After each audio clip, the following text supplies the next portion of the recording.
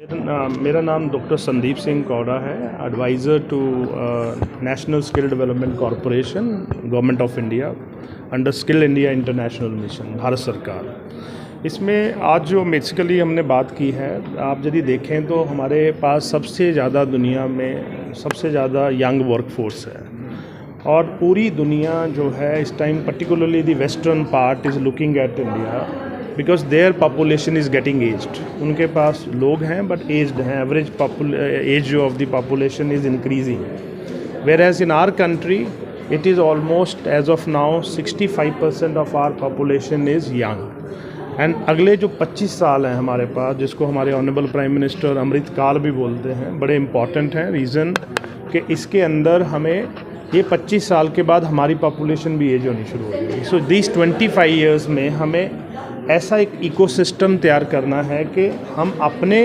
देश के अंदर जिस भी इंडस्ट्री की रिक्वायरमेंट है उसको मैप करें कि रिक्वायरमेंट क्या है, अकॉर्डिंगली बच्चों को एजुकेशन एंड स्किल दी जाए। एंड सिमिलरली वही बच्चे उनमें से आइडेंटिफाई किए जाएं जो हमारे यहाँ से बाहर जाएं, बिकॉज बाहर भेजेंगे। हमारे इंडिया इज़ ओनली कंट्री जो अपनी रिक्वायरमेंट को मीट करने के बाद उसके पास सरप्लस मैन पावर है बाहर भेजने के लिए, बाकी किसी कंट्री के पास नहीं है, वेदर चाइना और other countries are there. So the point here we wanted to make was that हम बच्चों को जो तैयार करें वो राइट एक मैपिंग होना ज़रूरी है। हमें पहले मैप करना पड़ेगा कि आने वाले 2 सालों में 3 सालों में कौन सी नौकरियां हैं इन इंडिया, भारत में क्या है। अकॉर्डिंगली हमारी यूनिवर्सिटीज़ कॉलेजेस को वो प्रोग्राम चलाने चाहिए सो डैट जैसे बच्चा बाहर निकले उसको नौकरी मिल जाए। दूसरा पॉइंट ये है कि उसी टाइम हम ये भी आइडेंटिफाई करें कौन से बच्चे हमारे बाहर जा सकते हैं, जिनको अकॉर्डिंगली तैयार किया जाए। लैंग्वेज के ऊपर उनकी इंग्लिश लैंग्वेज स्ट्रांग होनी चाहिए और जिस भी कंट्री में वो जा रहा है वहाँ की लैंग्वेज और उसकी डोमेन के हिसाब से तैयार किया जाए। सो उस पूरे इकोसिस्टम पे आज डिस्कशन हुआ एंड उसमें मैं क्रेडिट देना चाहूँगा एम्प्लॉयबिलिटी लाइफ, जो जिस ऑर्गेनाइजेशन ने इस इनिशिएटिव को लिया और सारे स्टेक होल्डर को यहाँ बुलाया। मैं हमेशा ये बोलता हूँ कि हमें सबको पता है प्रॉब्लम क्या है।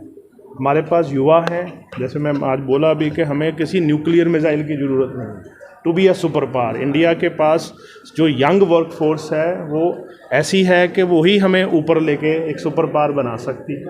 अमेरिका, यूके, यदि आप इनकी हिस्ट्री में जाइए तो इनके पास भी ये टाइम आया था जब इनकी पॉपुलेशन यंग थी, इन्होंने यूटिलाइज़ किया, सुपर पावर बन गए। हमें भी इसको यूटिलाइज़ करना है। इंडिया के एजुकेशन में इशू ये है कि यहाँ पर प्रैक्टिकली जो है वो एजुकेशन के साथ प्रैक्टिकली बच्चों को, स्टूडेंट्स को नहीं रखा जाता। इस पर क्या पहल? बहुत बढ़िया आपने जो पॉइंट कहा है कि हम जो एजुकेशन दे रहे हैं वो थ्योरी पे फोकस कर रहे हैं। इसलिए आज ये हमने एज आर मिनिस्ट्री हमने कुछ ऐसे प्रोग्राम्स, अब हमारे पास एज आई सेड हमारे मिनिस्टर जो हैं वो स्किल के भी हैं और एजुकेशन के एक हैं, तो अभी बहुत कन्वर्जेंस हो रहा है।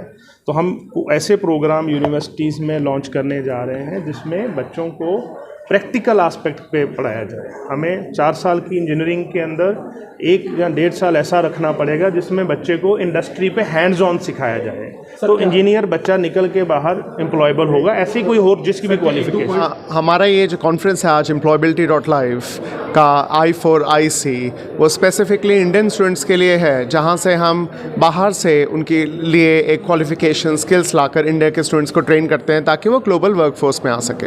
अब आज की डेट में वो ज़रूरत इसलिए इतनी ज़्यादा हो चुकी है क्योंकि टेक्नोलॉजी से वर्ल्ड बहुत जल्दी चेंज हो रहा है।